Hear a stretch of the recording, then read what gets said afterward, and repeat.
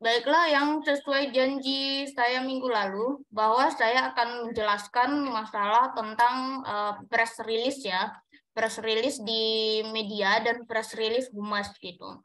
Karena banyak sekali yang bertanya, Bu, press release-nya dari humas tuh kok tertekan banget ya menerbitkannya gitu. Tertekannya bagaimana? Karena dari humas itu tidak boleh diubah gitu. Nah, ada nggak aturannya agar kita bisa bilang ke humas itu bahwa kewajiban kita adalah menyesuaikan sumber dengan apa yang sesuai dengan aturan yang ada di media kita. Nah, seperti itu. Jadi, padahal sebaiknya agar tidak terjadi plagiasi, wartawan itu menulis kembali rilis yang sudah didapatkan gitu. Nah, menulis kembali rilis yang sudah didapatkan. Apakah rilis itu boleh di-share langsung tentang itu? Boleh, tetapi risikonya satu, ada plagiat gitu. Nah, jadi plagiat walaupun sumbernya ada ya terjadilah plagiat gitu. Kalau saya kemarin dapat rilis dari humas, itu saya selalu menyatakan atau menyantumkan sumbernya di akhir tulisan tersebut. Sebab saya nggak mau itu ya, nggak mau yang namanya dibilang ini berita saya gitu. Padahal kita sama-sama ke lapangan kan gitu. Nah jadi nggak ada lagi hal seperti itu gitu. Oke, untuk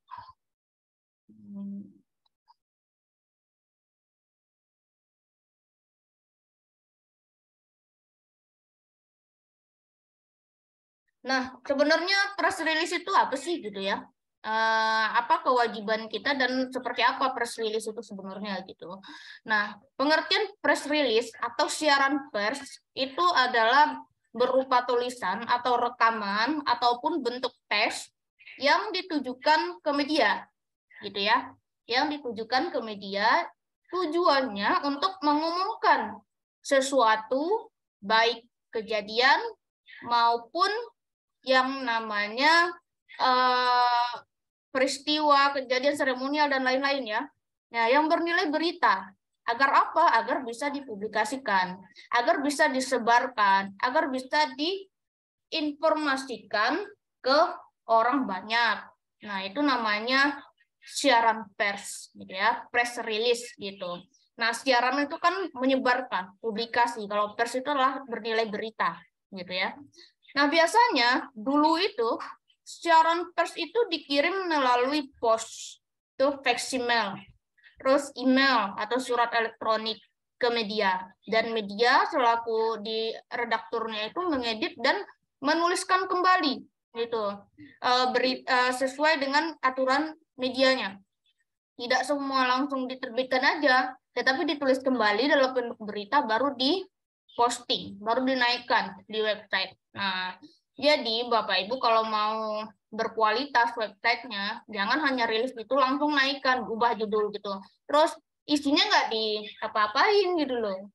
Nah, yang parahnya lagi, Humas sekarang sudah jadi wartawan sendiri gitu loh.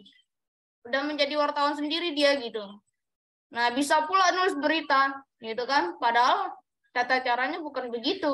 Siaran pers dengan news pers itu berbeda, gitu ya. Berita pers itu ya, siaran berita itu berbeda gitu. Nah, nanti saya akan contohkan, gitu ya.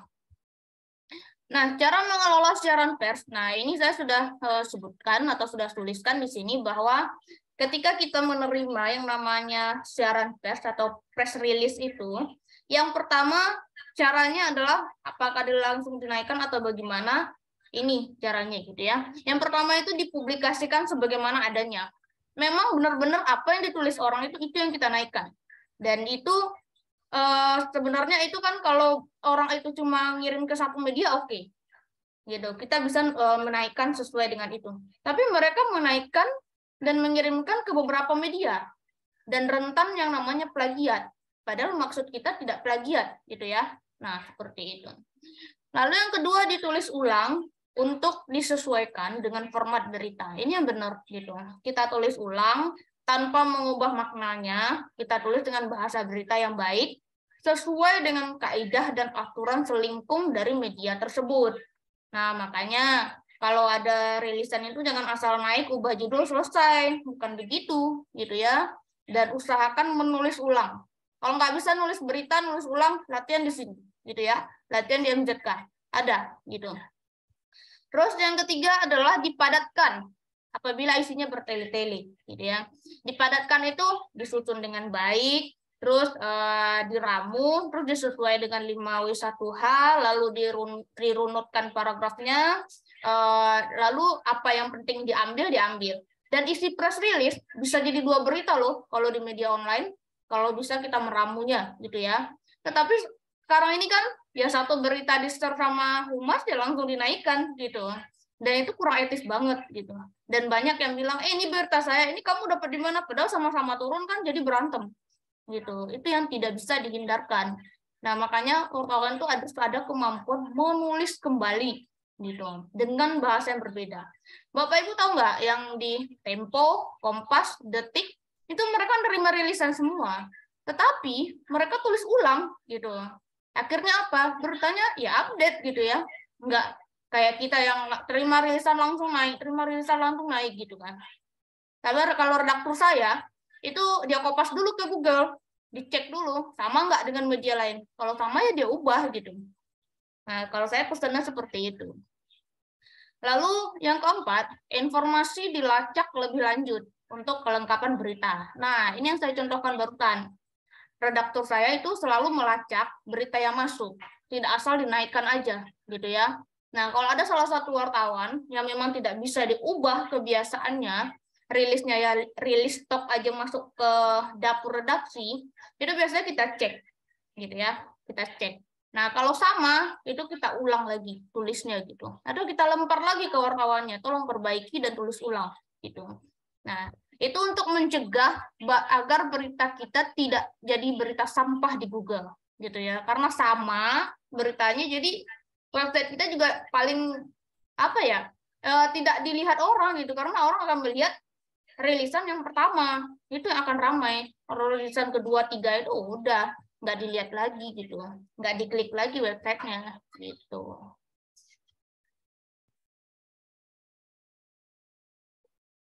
Nah,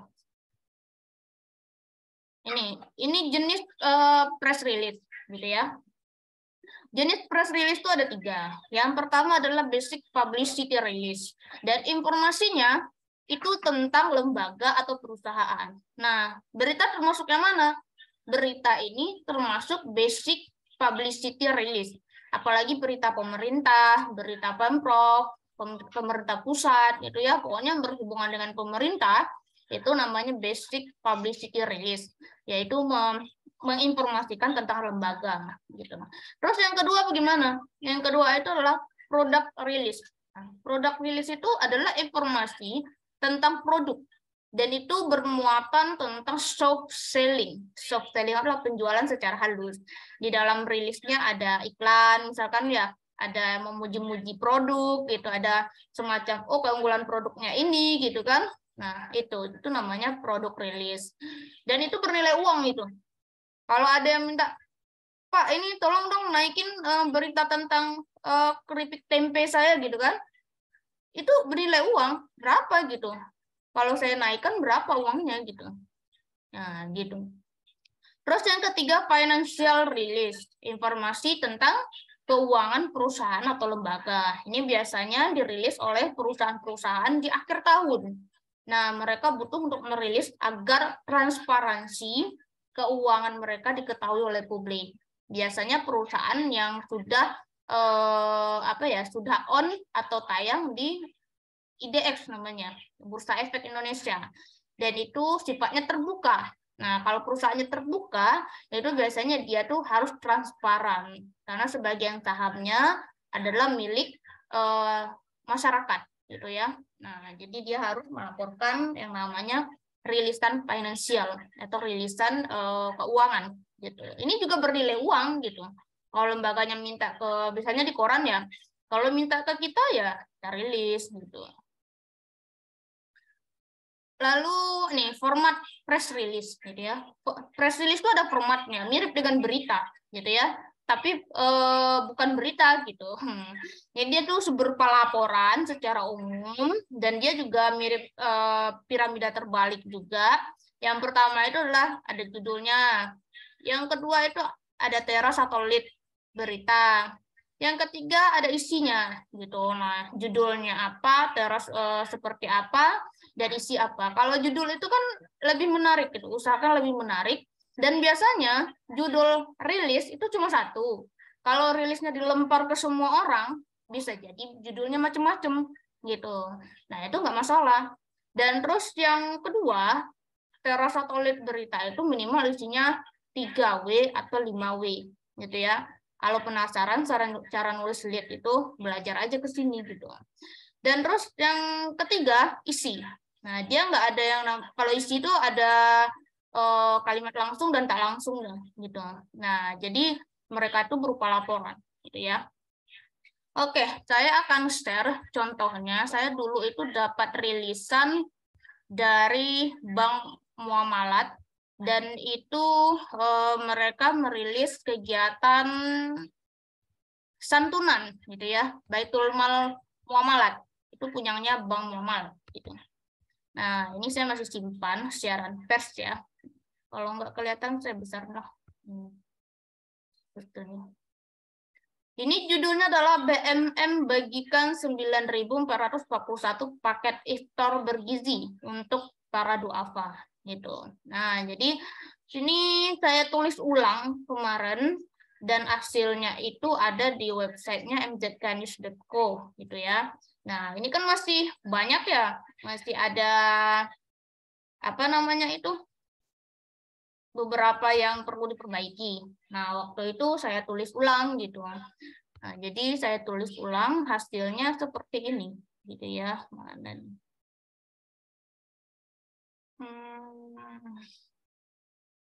Nah, sebentar. Saya cek dulu hasilnya kemana gitu.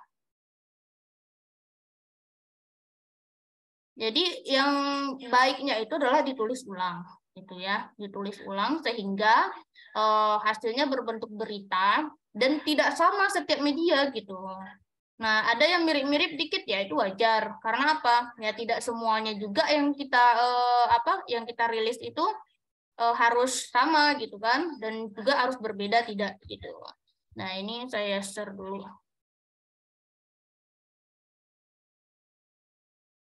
Jadi rilis itu bisa bernilai uang. Kalau Bapak Ibu mau cari uang dengan rilisan mah bisa gitu. Nah, apalagi dari perusahaan, dari yayasan, dari apa, mereka kan butuh itu ya, butuh publikasi. Nah, itu bisa gitu. Ini ya bentuknya yang rilisan berita dari Baitul Mal Muamalat ini. Ini ditulis di apa namanya di mzknews.co. Dan kebetulan saya tidak mengubah judulnya karena hanya di-share ke saya gitu ya, nggak di-share ke yang lain. Jadinya ya udah saya terima sendiri gitu. Saya cek juga belum ada yang lain gitu ya. Nah, jadi ini saya rapikan aja paragrafnya, mana yang kalimat langsungnya seperti ini, mana pula yang tidak langsung gitu. Saya rapikan juga lead-nya seperti ini kan. Nah, jadi seperti itu. Jadi tidak ada yang sama gitu ya. Kalau sama pun itu bahasanya berbeda gitu. Nah, seperti itu masalah press release ya. Nah, baiklah Bapak Ibu semua. Saat ini kita buka sesi diskusi ya. Siapa yang pengen tanya dan lain-lain, silakan dibuka aja mikrofonnya, lalu ngomong gitu ya. Atau bisa aja angkat tangannya gitu, lalu bertanya gitu. Silakan. Ada yang mau bertanya nggak?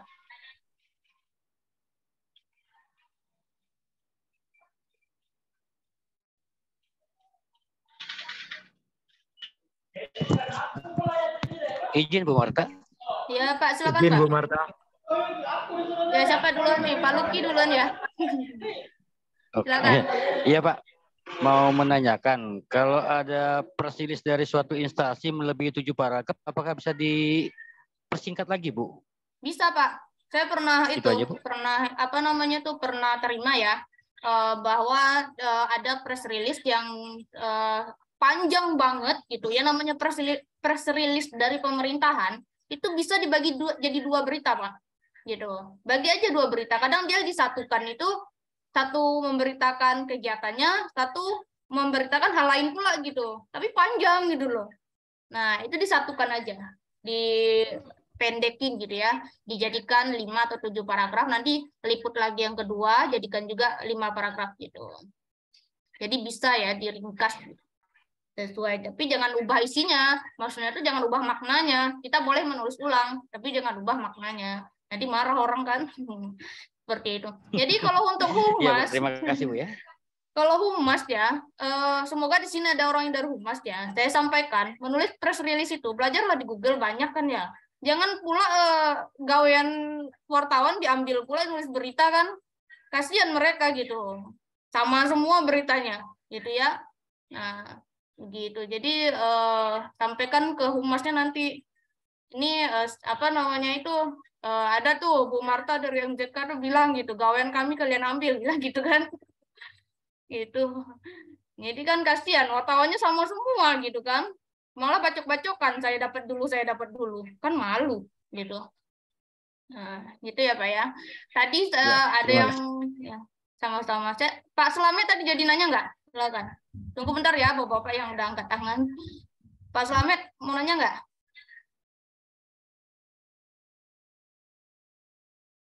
Mana Pak Slamet tadi? Ya, selamat Silakan. malam Bu Marta. Ya, malam, silakan.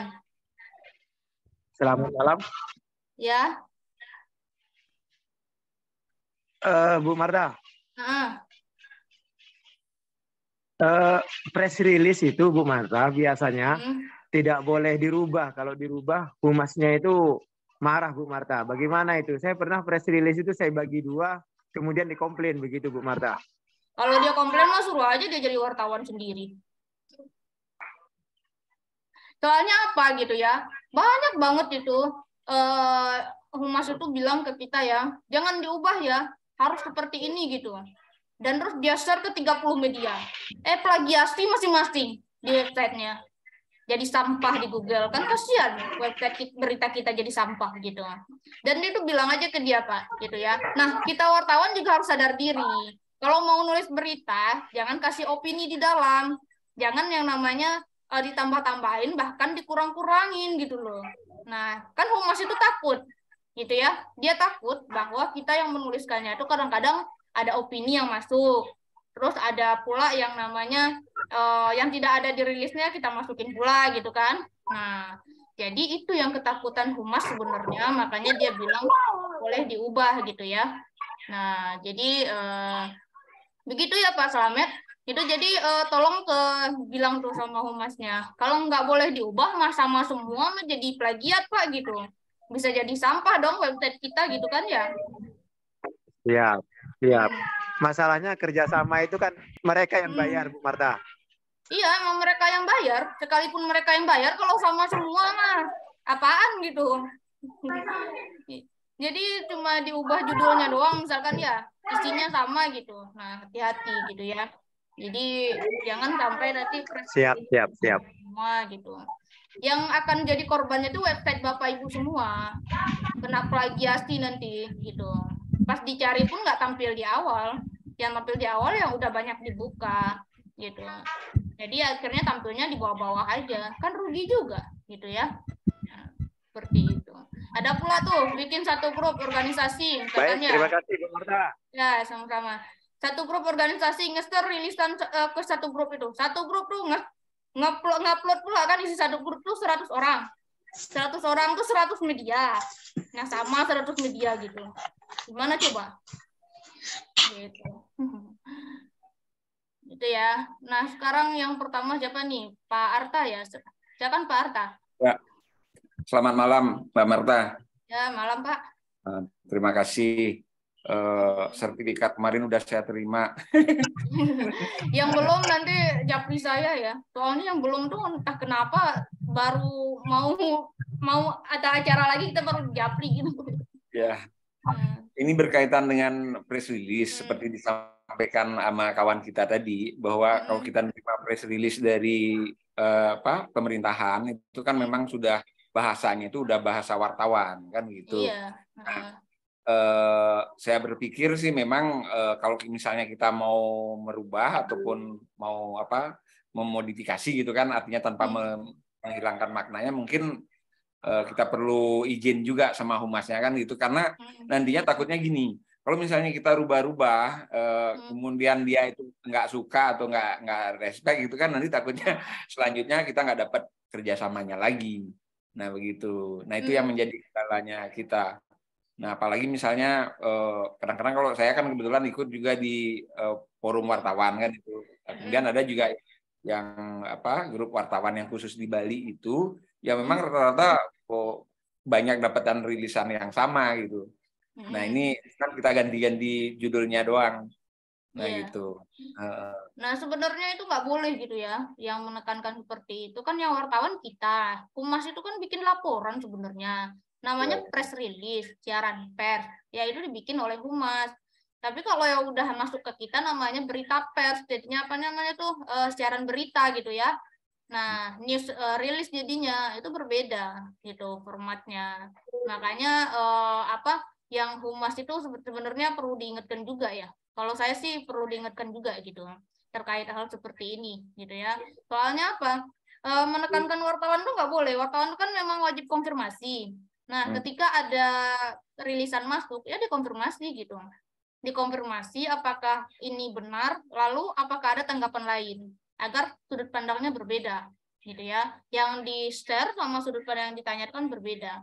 Dan saya juga pernah lihat Pak ya, yang bilang gini, ambil aja di websitenya Pemda katanya.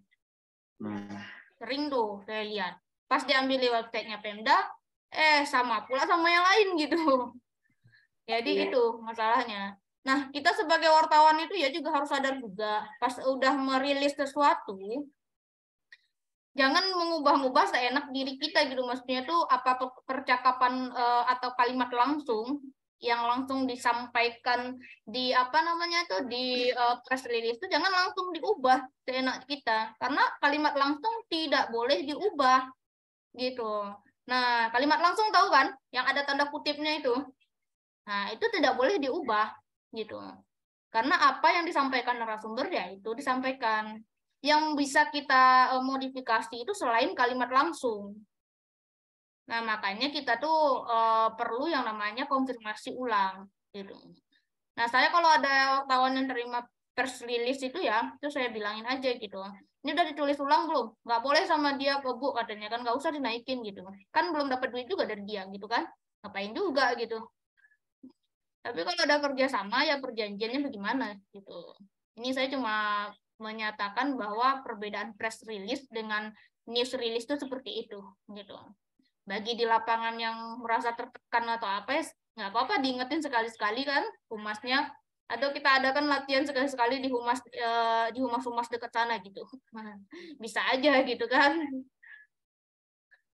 Bisa aja humasnya bilang Bapak wartawan ya gitu, bukan humas ya gitu, bukan PNS gitu. Kadang-kadang humas juga butuh wartawan ya, untuk membuat rilisan itu dia butuh wartawan juga gitu, butuh wartawan dia, baru di-share pula ke wartawan gitu loh. Nah itu cari aja ada tuh di Pemda tuh humas gitu ya yang jabat jadi wartawan gitu. Gitu ya Pak ya. Oke, silakan Pak Saharudin. Baik, selamat malam. Assalamualaikum warahmatullahi wabarakatuh.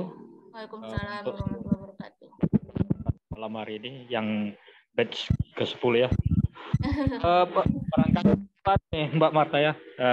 Kemudian masalah press conference dengan biasa kita ikuti press conference, kemudian di konferensi pers, kemudian juga dikasihkan rilis.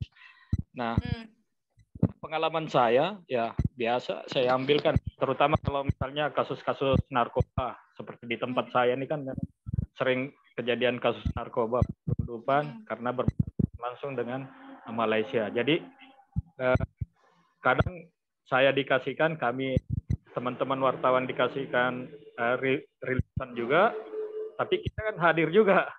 Jadi untuk mengakalinya terkadang kita ambil pelakunya, misalnya dia masih di bawah umur atau gimana itu kan bisa jadi sumber berita. Nah, jadi sumber berita lebih lebih banyak. Nah, terkadang juga memang kita ditekankan jangan dinaikkan bukan kerilisan, tapi ya itu kita kan juga karena kita hadir di situ, ya kan. Nah, kemudian ya, untuk yang masalah plagiat, terkadang kalau saya pribadi saya cari padanan katanya sehingga itu tidak akan sama dengan yang diberikan dari rilis Pemda dan sebagainya. Barangkali itu bisa saya share malam ini. Terima kasih. Baik, makasih ya Pak Saharudin. Nah, itu solusi tuh dari Pak Saharudin ya. Nah, kalau kita mau menulis berita yang beragam ya istilahnya banyak, itu harus banyak-banyak membaca dan harus banyak-banyak kosakata. Nah, biar ada yang namanya sinonimnya banyak gitu ya. Ya, kan tidak mengubah makna gitu. Nah, itu maksud beliau gitu ya. Jadi ya Bapak Ibu kalau untuk rilisan memang riskan gitu. Tapi saya sampai saat ini mau saya kerjasama mau enggak kalau dia rilisannya apa namanya tuh sama aja gitu ya saya tolak gitu kan ya gitu. Soalnya apa gitu? Jadi sampah di Google gitu loh. Dan media saya pun nggak dibaca-baca gara-gara udah ada yang naikin duluan kan.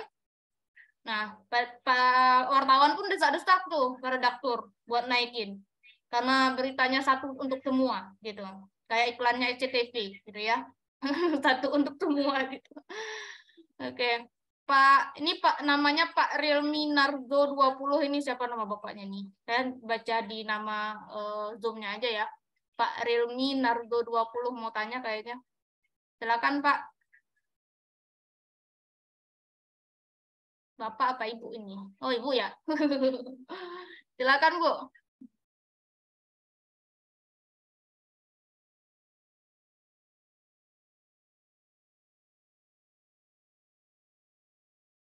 Silakan mikrofonnya dihidupkan dulu Ibu. Siapa ini? Silakan. Izin Bu. Iya. Saya sering menerima rilis dari Humas ataupun dari grup-grup yang lain teman-teman wartawan supaya minta bantu dinaikkan. Nah, dari situ saya setelah saya baca ternyata ini rilisnya itu ya sama semua.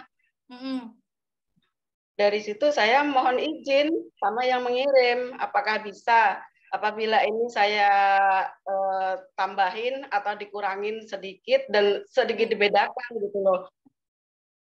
Dari Humas pun begitu Bu Marta, saya selalu minta izin Pak, ini berita sudah sangat banyak yang terkirim, tapi beritanya sama aja.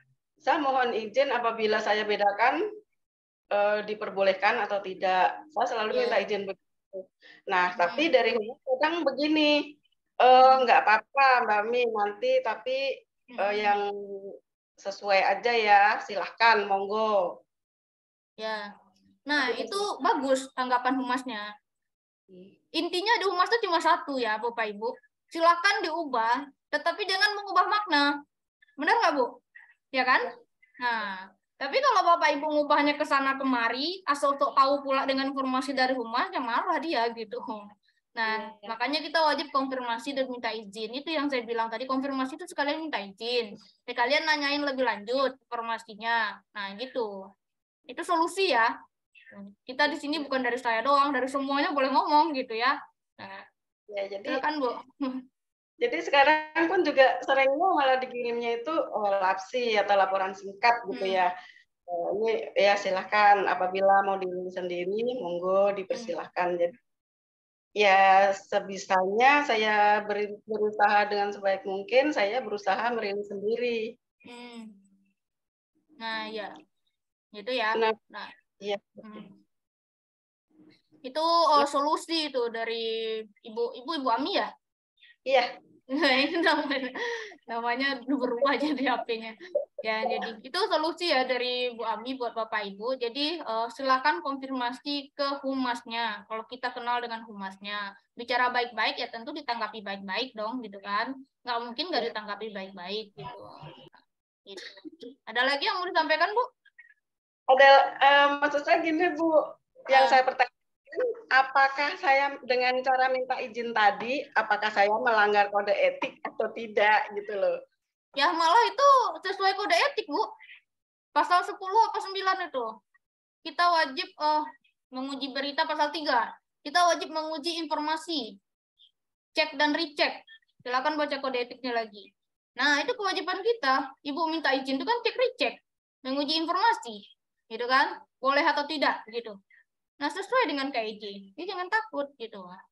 Kalau mereka bilang nggak boleh diubah karena nanti sesuai KIJ. KIJ mana Pak yang nggak boleh diubah gitu? Bilang sama ke humas itu. Tapi kalau kita menulis ulang, tidak mengubah makna, itu boleh sesuai KIJ. Apalagi kita konfirmasi, cek dan recheck. Pasal 3 kode etik jurnalistik itu silakan dibaca. Gitu. Diulang-ulang sampai hafal. Gitu ya. Nah, Ya. itu. Ya baik Ibu, terima kasih Ya, Bu Marta atas saran. sama-sama.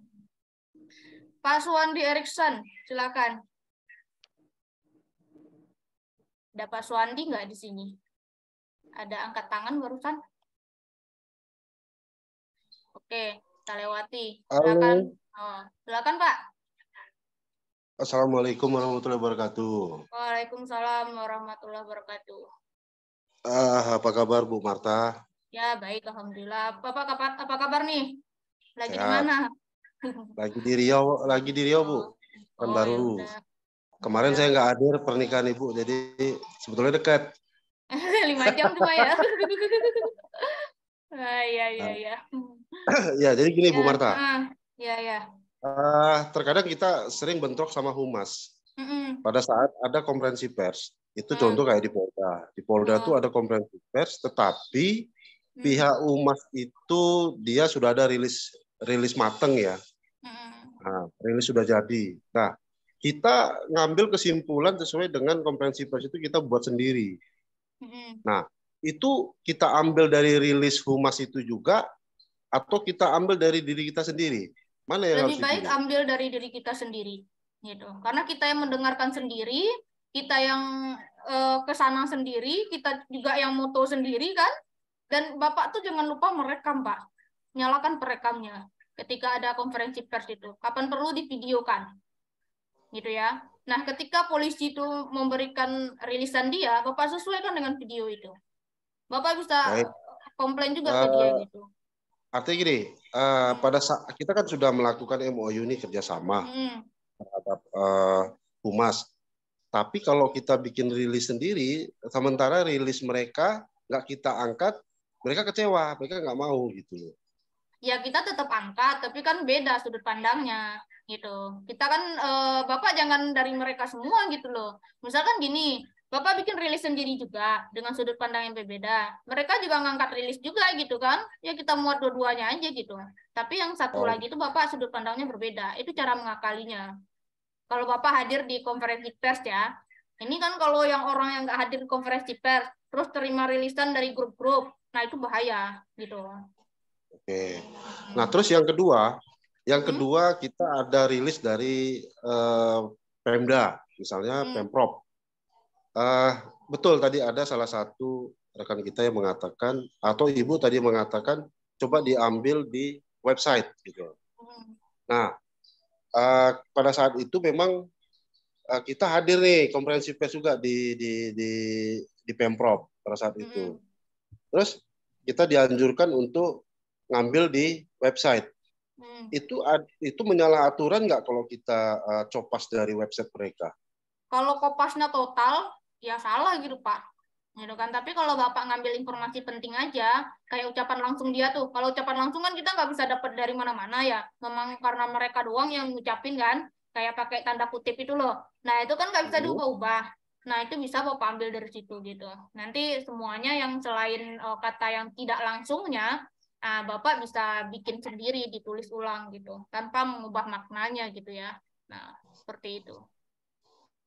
Tadi kan Ibu kan bilang salah nih. Sementara dari pihak yang bersangkutan tidak ada masalah. Apa maksudnya? Tetap disalahkan juga? Dari pihak Pemprov. Kita nggak ada ubah nih satu hurufnya. Titik koma kita nggak ada ubah. Karena udah diperintah oleh mereka, ambil aja Pak dari website Website Ya kan kita itu ada saya kok. kasih solusi biar nggak sama ya Bapak ambil aja yang itu, yang ucapan langsung. Ucapan langsung di mana-mana pasti sama. Misalkan gini, tadi saya bilang nggak boleh diubah Pak. Terus Pak Ardi nanti bilang juga, nulis juga di apa di beritanya nggak boleh diubah, benar. Pak Suwandi nulis pula di beritanya kalimat langsung saya tidak boleh diubah, itu benar gitu. Cuma kalimat tidak langsungnya itu berbeda. Ada yang paham kalimat langsung dan tidak langsung nggak di sini? Paham. Nah, Saya udah Sedikit paham. paham. nah, gitu. Kalimat tidak langsung, kalimat yang tidak menggunakan tanda petik. Dia tuh cirinya begini, Marta mengatakan bahwa bla bla bla bla. Itu kalimat tidak langsung. Kalau kalimat langsung adalah apa yang dibilang Marta itu Bapak tulis gitu. Terus di belakangnya pakai ujar Marta misalkan. Itu namanya kalimat langsung. Kalau kalimat langsung di mana-mana tetap sama gitu. Nggak boleh diubah ya Bu ya. Ya namanya orang dia yang langsung kan, kalau diubah kan, nah itu rentannya humas itu takutnya itu kalimat langsungnya diubah-ubah gitu loh. Makanya dia tuh pas ada rilisan tuh bilang sama kita kan nggak boleh diubah gitu. Oh, berarti Gitu, pada dasarnya rilis yang dari mereka tidak boleh diubah. Itu intinya, Bu. Kalau Bukan rilis dari rilis. mereka ya. Bukan rilis yang disampaikan Ibu Marta Gimana itu. nih? Mohon maaf Bu Marta. Coba silakan yang mau dijelasin. Saya udah ulang-ulang itu aja Ya, dari tadi. Gini Mas, ini mohon maaf nih, saya sedikit menambahkan terkait apa yang dijelaskan Ibu Marta tadi, bahwa itu bukan rilis yang tidak bisa dirubah. Tugas kita sebagai wartawan juga, memang bila mana ada rilis, itu harus kita cross check kembali, harus dicek and recheck lagi. Artinya mana yang perlu diluruskan, mana yang komanya kurang, mana yang perlu kita tambahkan. Tapi terkait rilis, yang namanya kutipan langsung itu tidak boleh diubah. Yang dikatakan kutipan langsung itu adalah yang disampaikan di dalam wawancara. Saya rasa begitu. Oke. Betul. Kalimat langsung itu kan pada nggak paham kalimat langsung. Gimana jadi wartawan kalau nggak paham kalimat langsung? Gitu ya. Paham. Nah, kalimat langsung yang ada tanda kutip. Tanda kutip nggak tahu juga. Tanda petik paham nggak? Udah paham. Nah, tanda petik itulah yang tidak diubah. Selain tanda petik itu Bapak bisa ngubah. Mau Bapak terasnya diawalkan apa saja boleh gitu. Tapi kalau ucapan langsungnya nggak boleh diubah gitu. Biar sama dengan mereka gitu. Sebab kalau Bapak ubah juga, itu namanya jadi mereka tuh nggak mau lagi nanti kerjasama sama Bapak gitu. Oke. Nah, udah cukup. Terima kasih Bu Marta. Oke, siap. Assalamualaikum warahmatullahi wabarakatuh. Waalaikumsalam warahmatullahi wabarakatuh. Pak Ardi silakan. Iya Bu, izin Bu. Ini kan salam kenal buat semuanya. Assalamualaikum warahmatullahi wabarakatuh. Waalaikumsalam warahmatullahi wabarakatuh. Ini kan media saya kerjasama dengan Brimob Bu. Baik dari Mako Kelapa II. Sebenarnya sih tadinya di Mako Kelapa II, cuma karena dia pindah ke Polda Sumsel, akhirnya jadi rilis jadi humas di sana dan ngasih rilis ke saya. Cuman yang jadi masalah itu adalah kegiatan mereka sehari-hari Bu. Mulai dari Senin, mulai dari Senin itu patroli dialogis, kemudian Selasa. Jadi kami tuh hampir tiap harinya. Senin dialogis, kemudian pendekatan dengan TNI, unsur TNI, sinergitas gitu kan. Terus kemudian sampai hari Jumat mereka olahraga bersama. Nah, setiap hari rutin itu saja yang dilakukan, Bu. Nah, menurut Ibu gimana nih tanggapan saya nih? Apakah langsung naikin aja terus gitu kan? Mengingat kan yang dari Sumatera ini kan lumayan jauh, Bu. Untuk cross dan untuk cek dan recheck kan lumayan jauh juga nih Bu. Gimana Bu? Kalau cek dan recheck kan nggak harus Bapak ke sana, Bapak kan bisa telepon, gitu ya. Nah, bisa telepon, kan bisa minta juga ke teman-teman teleponnya gitu. Ya teman-teman wartawan jangan pelit lah ngasih nomor teleponnya orang-orang penting itu, nggak bakalan digarung juga kok kerjasamanya gitu kan. Jadi ya gitu, dia cek dan recheck gitu ya. Namanya itu sekarang kan gampang, bisa lewat Twitternya lembaga itu, bisa juga lewat yang namanya Facebook mereka, bisa juga lewat medsos mereka soalnya gitu lah semuanya bisa. Nah, apalagi kalau punya WA tinggal telepon. nanyain kebenarannya kan gitu. Nah, Terkait kegiatannya Bu yang secara secara rutin itu saja setiap harinya gimana Bu? ya kalau kita nggak ke sana ya kita dapatnya hanya itu gitu. Tapi kalau kita ke sana pasti ada orang yang laporan ke sana gitu kan, terus orang yang kasus-kasus, kan ya. Nah, kalau kita jauh mah ya nggak bisa gitu. Tetap kita hanya dapat yang apa yang diriliskan mereka. Kegiatan ya itu aja gitu maksudnya. Nah, kalau dari Makobrimob sendiri, kebetulan kan kita udah menjalin kerjasama lumayan lama nih Bu. Nah, sampai saat ini nih yang diakomodir itu adalah media-media mainstream, di mana media-media mainstream itu yang diundang ke Makobrimob, sedangkan kita di luar nih, kayak ada gap gitu loh Bu, kayak ada apa namanya, kita dibatasi gitu bahwa memang media-media yang enggak itu di luar dan mereka yang masuk ke dalam nih Bu. Nah, ini pandangan dari Ibu Marta sendiri bagaimana Bu? Itu yang media mainstream itu media besar ya? Iya Bu. Yang kayak Kompas itu kan ya, itu mereka udah Betul. kerjasama dari awal. Kalau kita kan Betul, dikategorikan dengan media kecil sebenarnya, gitu ya. Ini mohon maaf saya bukan mengapa ya mengatakan itu media apa gitu jelek enggak gitu. Cuma kita kan memang saya juga punya media saya memang kecil juga gitu, karena baru kan.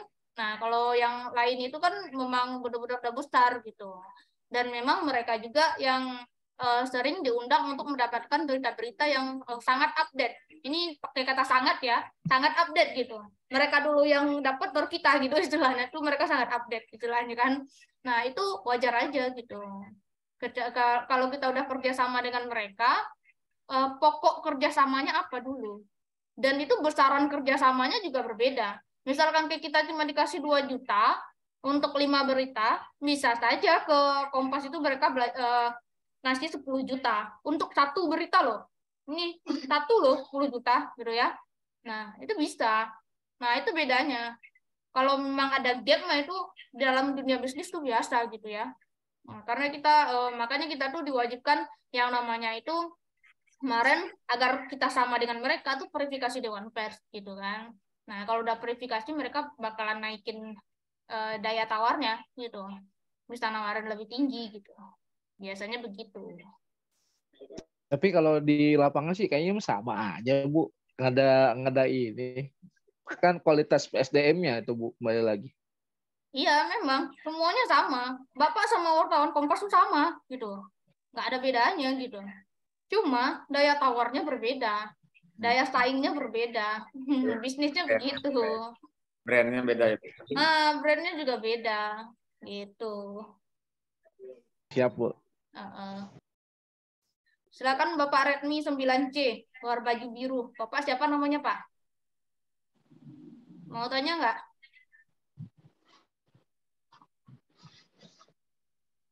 Oke, kalau nggak mau tanya Pak Naga, mana Pak Naga tadi?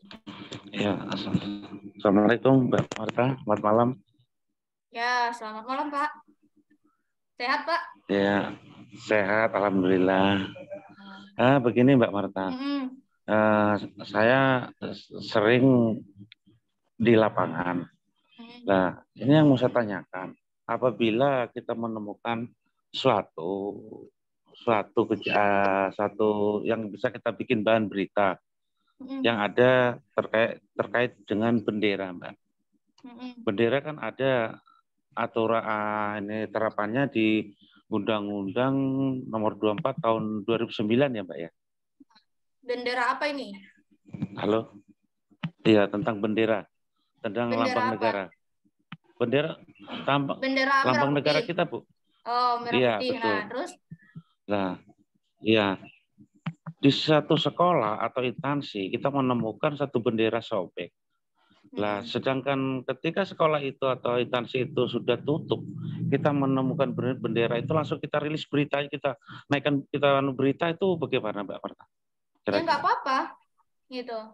Tanpa kita klarifikasi.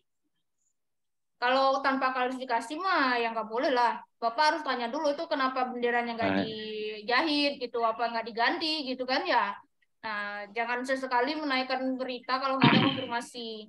Nanti Bapak kena. Nah itu, oh gitu. Jadi kan Berarti kita ada temuan semua tadi siang, karena sudah pulang, sudah tutup kantornya, berarti kita tunggu besok klarifikasi dulu dengan kepala sekolahnya atau gitu, Mbak? Betul. Oh, gitu, ya. Kalau ada penjaga sekolah mah ya. nggak apa-apa juga. Kasih dulu tanya dulu kepala penjaga sekolah misalkan ya. Nah, kan bisa cerita-cerita itu. Ya. Nah, besoknya kembali rilis setelah kita klarifikasi Kepceknya gitu. Nah. Ya. Setelah kita klarifikasi, otomatis kan sudah diganti, Mbak. Walaupun itu sudah diganti, apa kita masih bisa kita buatkan berita yang dengan berita yang atau masih sobek itu, Mbak? Ya, kalau misalkan Bapak hari ini ketemu sobek kan ya, besok kan diganti. Nah, ya nggak apa-apa, ya. Bapak tanyakan aja gitu. Sobeknya udah berapa lama kok baru diganti gitu. Mana tahu dia baru sobek pas Bapak datang gitu kan, baru diganti gitu. Ya, masalahnya kan kita perhatikan, walaupun di desa-desa ini tentang lambang negara itu kan jelas di undang-undang, tapi kita kadang mengingatkan, yang satu ingatkan, yang satu masih ada. Jadi kita juga merasa bosan gitu. Jadi sekali-sekali mau kita buatkan berita biar yang satu jadi contoh, yang satu biar tertib gitu loh, Bu Marta. Iya, betul. Sebagai kontrol sosial juga kan ya. Biar mereka patuh. Ya, betul. Gitu. Apalagi di dunia pendidikan, terutama di sekolah dasar itu melatih awal untuk menghargai lambang negara. Sepele, tapi kadang tadi di lapangan itu kita menemukan banyak hal itu. Mungkin buat teman-teman yang di luar Jawa mungkin juga tolonglah itu diperhatikan itu. Jelas di dalam Undang-Undang Nomor 24 Tahun 2009 tentang lambang negara. Apabila ada bendera yang dikibarkan, jelas itu ada dendanya sekian, ancaman sekian tahun itu. Itu perlu buat kita bahan kita di lapangan itu. Betul. Ya sebaiknya itu kan kalau masalah lambang negara, mau lambang negara, burung Garuda atau apa gitu ya, itu memang sebaiknya diganti kalau sudah usang gitu kan ya. Nah, seperti itu. Mungkin kita perlu mengaktifkan lagi pelajaran P4, Pak. Betul, Mbak. Betul. Sekarang namanya P5. Penguatan profil Pancasila itu loh, yang buat anak-anak sekarang. P5 mereka sekarang. Gara-gara kita ngomongin P4 ditambah satu lagi jadi P5 kan. Ya, mungkin buat teman-teman sama ini satu profesi, satu pena, yang khususnya tahun lahiran 70 tuh mungkin di waktu SMP, masuk SMP itu kita pasti pelajaran ini ya, P4 dulu tuh ya. Nah, itu ditanamkan lah. Saya sendiri sebagai media di lapangan tuh paling giat khususnya di Gerobokan ini. Mungkin teman-teman saya ceritakan tentang bendera, mereka juga saya diketawain. Tapi sangat penting, namanya tadi kontrol sosial yang Mbak Marta bilang tadi, sepele tapi terkait dengan lambang negara. Nah, jadi tadi yang saya tanyakan tadi, apabila kita ada temuan itu, kita naikkan berita tanpa kita klarifikasi tidak bisa ya Mbak Marta ya? Nggak salah bisa, kita Pak. ya? Nggak bisa. Namanya wartawan sesuai pasal 3 itu wajib menguji informasi. Menguji informasi itu maksudnya mengkonfirmasi, cek dan recheck. Nah, tuh pasal 3 kode etik jurnalistik gitu ya. Jadi seandainya setelah kita klarifikasi walaupun lewat via telepon, kita hanya ada nomor WA-nya, kita telepon, tidak ada jawaban, tidak ada jawaban, kita langsung angkat berita nggak apa-apa ya, Mbak? Nggak boleh juga. Bapak nggak dapat kalimat langsungnya. Apa yang mau Bapak beritakan? Cuma melaporkan doang kan. Namanya berita kan harus ada konfirmasi. Iya. Gitu. Harus ada narasumber. Gitu.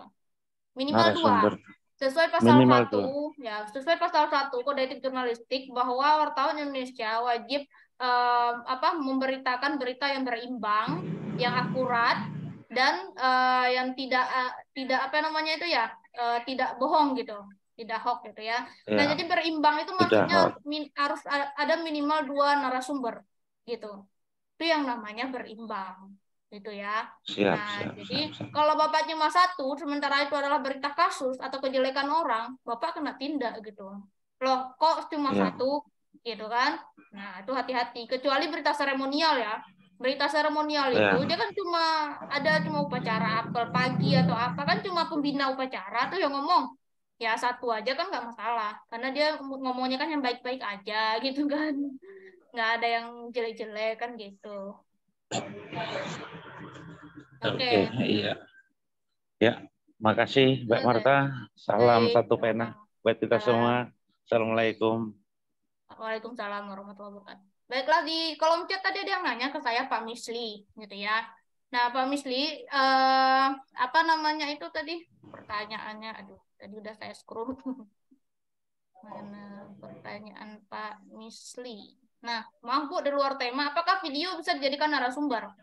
Bapak coba cek video saya sebelumnya, itu kalau nggak salah di pertemuan kedua, itu journalism series namanya Citizen Journalist, gitu ya. Citizen Journalism. Video biasanya adalah sebagai bentuk citizen journalism. Dan Bapak ketika mengambilnya, itu boleh-boleh saja. Asalkan Bapak menuliskan sumbernya. Nah, misalkan ambil di TikTok Tribun. Nah, tuliskan sumbernya, TikTok Tribun gitu. Bapak ngambil di snack videonya Ibu Evi misalkan. Tuliskan snack videonya Ibu Evi Sitinja gitu kan. Nah, boleh gitu. Boleh begitu. Jadi boleh mengambil itu video. Apalagi nanti di YouTube-nya Sekretariat Presiden. Itu kan Pak Jokowi sering ngasih itu ya rilis di situ. Sering ngadain konferensi di situ. Itu boleh. Difotoin aja lah Pak Jokowi yang ada di YouTube itu. Nah, sumber fotonya adalah channel YouTube Sekretariat Presiden. Itu boleh. Itu legal gitu ya. Karena kita bersumber dari lembaga pemerintahan. Gitu, itu boleh. Nah, terus Bapak nanya, KIJ itu apa sih, Bu? Nggak ada KIJ di sini, Pak. Yang ada namanya KEJ, Kode Etik Jurnalistik. Bapak silakan cari di websitenya dewanpers.go.or.id dan itu ada namanya Kode Etik Jurnalistik. Jumlahnya 10 pasal. Bapak baca dari pasal 1 sampai 11. Pasal 1 tentang keakuratan berita, pasal 2 tentang suap menyuap, pasal 3 tentang yang namanya tadi yang sudah saya sebutkan apa tadi itu ya, menguji informasi, cek dan recheck. Pasal 4 itu identitas ya, kalau nggak salah itu. Nah, pasal 5 tentang anak, pemberitaan tentang anak. Pasal 6 tentang suap menyuap juga. Nah, antara pejabat dengan wartawan gitu. Nah, jadi kode etik itu sudah dipelajari ya bagus lah. Itu namanya KEJ, Pak. Bukan KIJ ya, tapi KEJ gitu ya. Kalau kita wartawan udah harus hafal. Tambah lagi sekarang dihafal itu adalah pedoman pemberitaan media siber, PPMS namanya. Itu bagi wartawan online itu wajib dipahami. Ada di websitenya Dewan Pers. Dan tadi saya buka website Dewan Pers, ada menemukan 2 aturan baru yang baru diupload tanggal 13 Januari kemarin. Isinya adalah peraturan tentang pemberitaan keberagaman. Nah, yang kedua adalah tentang pedoman pengelolaan media sosial perusahaan pers. Jadi kita semua kan udah pada punya media sosial ya, Facebooknya media kita, Instagram media kita, TikTok media kita, YouTube media kita. Nah, itu ada diatur di Dewan Pers sekarang, gitu ya, baru diupload kemarin, gitu, tanggal 13. Silakan dibuka, gitu ya. Ini ada pertanyaan dari Raden Mas Said. Apakah wartawan memiliki hak untuk tidak mempublikasikan kejadian yang disaksikannya, walaupun itu menurut orang lain adalah penting untuk dipublikasikan? Boleh gitu. Boleh, kalau nggak pengen meliput ya nggak apa-apa. Lewatin aja gitu. Nggak masalah gitu ya. Dari Pak Ervan ya, mahasiswa UIN Raden Mas Said. Itu ya. Oke Bapak Ibu ya. Ini saya akan terima satu ini nanya Google Form ada kolom bukti hadir. Ya di screenshot lah bukti hadir yang ini. Dikirim ke form. Gitu ya. Nah. Izin Bu. Ya. Bu. Ya. Terkait tunggu Pak. Bapak udah tadi ya. Saya ke Pak Jumar dulu. Gantian nanti kita ya, japri-japrian aja. Silakan Pak Jumar Setiabudi kalau mau tanya. Gantian. Ya gantian. Pak Jumar mau nanya nggak? Kalau nggak nanya Pak Zoma dah. Baik Bu, mau nanya Bu. Silakan. Berkaitan dengan pemberitaan seperti ini Bu, kan saya tinggal di Jakarta ini Bu. Kemudian mengenai menemukan beberapa kasus seperti itu, misalnya kasus kemarin yang lagi viral di Jakarta Timur itu Bu, kasus bahwasanya ada rumah yang dimana ketika mau keluar itu dikasih dikasih pondasi sama tetangganya sendiri seperti itu Bu. Kemudian yang menjadi pertanyaan Bu, kita boleh nggak sih mengangkat berita tersebut tanpa dua-duanya menjadi narasumber? Mungkin bisa jadi salah satunya seperti itu Bu, dari pihak salah satunya saja seperti itu Bu. Kemudian ini dengan kasus Sambo, persidangan kasus Sambo Bu, boleh nggak Bu kita itu ngeliput tanpa diundang seperti itu Bu? Mungkin itu saja Bu. Sebenarnya nggak ada larangan ya buat wartawan hadir dalam semua peristiwa gitu. Bahkan kecelakaan aja kita langsung liput kan, tanpa harus diundang untuk meliput kecelakaan. Nah itu logikanya gitu. Ya namanya kebebasan pers ya begitu Pak gitu. Pasal 4 Undang-Undang Pers nomor 40 tahun 99 itu ya prakteknya adalah tidak ada yang namanya undangan meliput. Pers itu bebas. Ketemu di jalan orang kecelakaan langsung liput. Oh ada Bapak dengar tuh di TV tanggal sekian ada sidang Sambo, Bapak datang aja gitu. Kalau ditanya ada undangannya nggak? Ya nggak ada, kan nggak harus diundang Pak gitu. Mungkin mereka mengundang itu adalah nanti tidak kebagian yang namanya amplopnya. Nah, nggak ada uang jajannya nanti gitu kan. Nah, kalau biasanya dari instansi itu ada dianggarkan sekian wartawan yang akan diberikan gitu. Maka sekian pula yang diundang gitu. Jadi kalau kita datang nggak dapat amplop ya jangan kecewa. Berarti kita nggak terdaftar, nggak masuk undangan. Tapi boleh meliput gitu. Selagi ada surat tugas dan kartu pesnya gitu. Gitu. Pak Zoma ya. Boleh gitu meliput di mana saja gitu. Oke? Ada Baik, Bu. Baik. Terima kasih Bu Marta. Baik. Oke, sepertinya kita udah 20.31 ya. Kelewatan 1 menit nih. Nanti saya korupsi waktu lagi ya. Nanti kita lanjutkan di Japrian juga bisa gitu ya. Kalau udah gabung dengan grupnya Journalism Series, itu ada nomor saya di situ. Bisa ditanyakan gitu ya. Nah, jadi seperti itu. Yang baru masuk minta absensi itu risiko ya. Gitu. Masa iya baru masuk minta absensi gitu. Nah, jadi baik Bapak Ibu mungkin sampai di sini pertemuan kita. Jangan lupa ya minggu depan kita juga ada. Kita setiap Selasa jam 7:30 sampai jam 8:30. Kita bentar-bentar doang gitu. Biar nggak ngantuk dengerin saya ngoceh mulu gitu ya. Nah, jadi bentar aja deh. Saya nyampein ilmu aja dikit udah. Nanti yang nyampein ilmu lain Bapak-bapak di sini. Kan enak kan kita sharing gitu.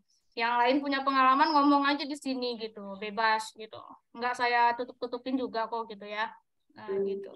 Baik, Bapak Ibu terima kasih atas kehadirannya. Mohon maaf jika saya ada salah kata dan khilaf. Nah, jika Bapak Ibu ingin diskusi lebih lanjut, nanti japri saya boleh, telepon juga boleh gitu ya. Tapi jangan pas saya mau tidur. Ini ada yang nelpon saya jam 10 malam gitu kan. Waduh, itu enggak. Saya Yang mana ya? Ya itu. Itu enggak Bu, Mbak Marta.